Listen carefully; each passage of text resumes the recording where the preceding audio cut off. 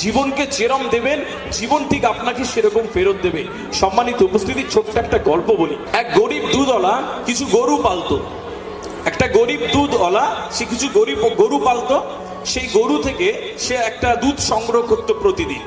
কিছু দুধ সে বিক্রি করত, আর কিছু দুধ সে ছানা তৈরি করত, এবং সেই ছানাটা একটি নির্দিষ্ট দোকানে দিয়ে সে প্রতিদিন 1 কিলোগ্রাম করে চিনি কিনতো, আর কিছু সংসারের জিনিসপত্র কিনে বাড়ি আসতো। এরকম প্রতিদিন চলছে। হঠাৎ করে একদিন সেই দোকানে ছানা দেয় এবং সেই দোকান থেকে সে কিছু জিনিসপত্র কিনে আনে। একদিন যখন ছানা দিল, দোকানদারের কেমন একটা সন্দেহ হলো। ও জিনিসপত্র নিয়ে চলে যাওয়ার পরে দোকানদার ওইটা পাল্লায় ওজন করে দেখলো যে 1 কিলোগ্রাম ছানা যে দেয় ওটা 1 কিলো নেই, ওটা 900 গ্রামের আছে।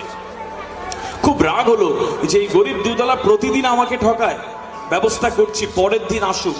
পরের দিন এলো, দোকানদারের কেমন মনে হলো যে প্রথম দিন তো ভুল হতে পারে, দেখি ও ছানাটা দিয়ে কিছু জিনিসপত্র নিয়ে বাড়ি চলে গেছে।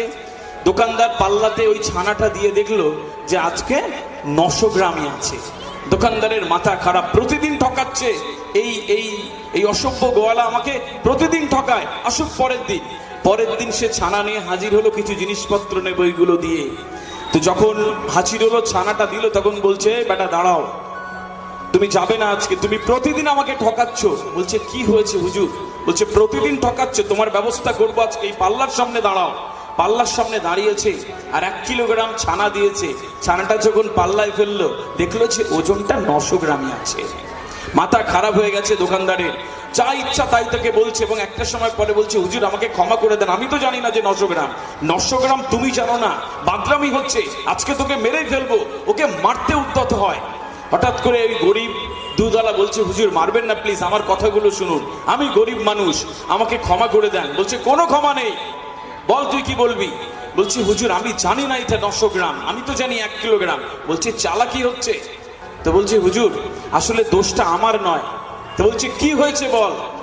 বলছে যে আমি প্রতিদিন আপনাকে ওই যে 1 কিলোগ্রাম ছানা দিই, আমার একটা পাল্লা ছিল, সেই পাল্লাটা অনেক দিনের এবং অনেক ব্যবহার করবার কারণে বাটখারাগুলো আমি হারিয়ে ফেলেছি, পাইনি, কিনতে পারিনি, আমার কাছে টাকা নেই।